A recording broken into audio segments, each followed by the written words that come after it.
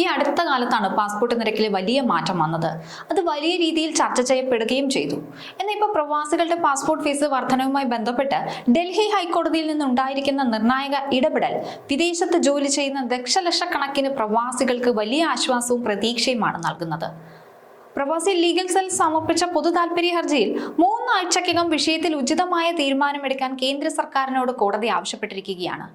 ഇന്ത്യയിലുള്ളവരെക്കാൾ 10 മടങ്ങ് അധിക തുക പാസ്പോർട്ടിനായി വിദേശത്തുള്ളവർ നൽകേണ്ടി വരുന്നുണ്ട്. ഗൾഫ് രാജ്യങ്ങളിലെ അടക്കം സാധാരണക്കാരായ പ്രവാസി തൊഴിലാളികളെ ഈ ഉയർന്ന നിരക്ക് കടുത്ത സാമ്പത്തിക പ്രതിസന്ധിയിലേക്ക് തള്ളിയിടുന്നുണ്ട്.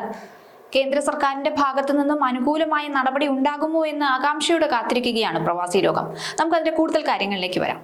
പാസ്പോർട്ട് ഫീസ് വർധനയിൽ 3 ആഴ്ചക്കകം മറുപടി നൽകാനാണ് കേന്ദ്ര സർക്കാരിനോട് ഡൽഹി ഹൈക്കോടതി ആവശ്യപ്പെട്ടിരിക്കുന്നത്. പ്രവാസി ലീഗൽ സെൽ കേരള ഘടകം സമർപ്പിച്ച പൊതു താൽപര്യ ഹർജിയിലാണ് ഹൈക്കോടതിയുടെ ഇടപെടൽ. Chief justice Devendra Kumar Upadhyaya, justice Tejas Kariya എന്നിവരടങ്ങിയ ഡിവിഷൻ ബെഞ്ചാണ് ഉത്തരവ് പുറപ്പെടുവിച്ചത്.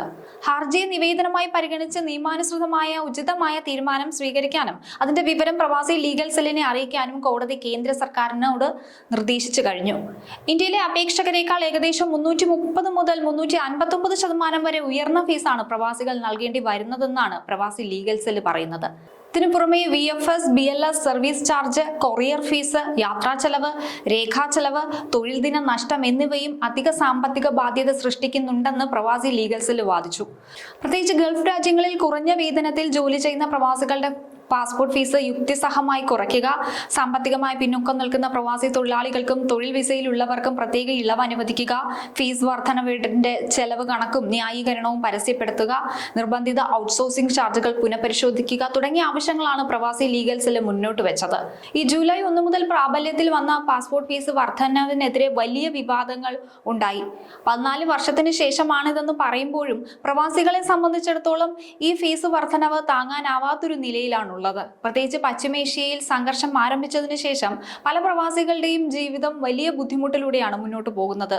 തൊഴിൽ നഷ്ടവും വേതനം വെട്ടിക്കുറയ്ക്കലും നിർബന്ധിത അവധിയിൽ പ്രവേശിക്കൽ തുടങ്ങിയ കാര്യങ്ങളെല്ലാം പല പ്രവാസികളും ഉന്നയിച്ചിരുന്നു. കേന്ദ്ര സർക്കാർ പ്രവാസി സൗഹൃദവും നീതിയുക്തവുമായ തീരുമാനം സ്വീകരിക്കുമെന്നാണ് പ്രവാസി ലീഗൽ സെൽ പ്രതീക്ഷിക്കുന്നത്.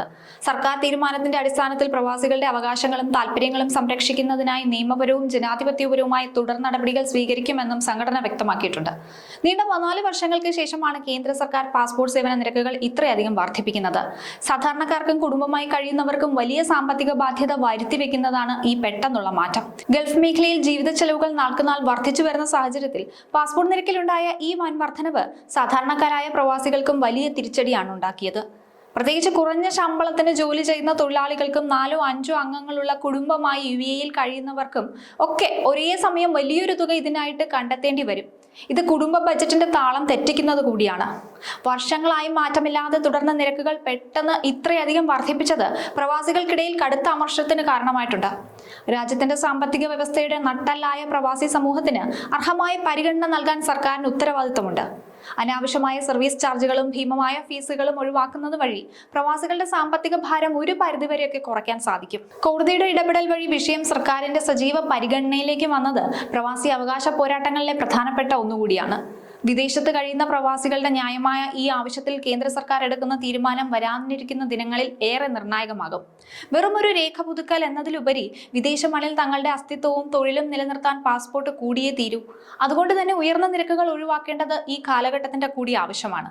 ഒരു പ്രവാസിയെ സംബന്ധിച്ചിടത്തോളം പാസ്പോർട്ട് വളരെ പ്രധാനപ്പെട്ട ഒരു രേഖയാണ്. ഒരു പ്രവാസിയെ സംബന്ധിച്ചിടത്തോളം പാസ്പോർട്ട് ഇല്ലാതെ വിദേശത്ത് തുടരാനാവില്ല. കാലാവധി കഴിഞ്ഞ പാസ്പോർട്ടും ഒക്കെ ആയിട്ട് അവിടെ ജീവിക്കുന്നത് വലിയ നിയമക്കുരുക്കുകളിൽ അവരെ കൊണ്ട് എത്തിക്കും. അതുകൊണ്ട് തന്നെ പാസ്പോർട്ട് കാലാവധി തീരുമ്പോൾ അതിനനുസരിച്ച് പുതുക്കുകയും മറ്റു മാറ്റങ്ങൾ വരുത്തുകയും ഒക്കെ ചെയ്യേണ്ടതാണ്.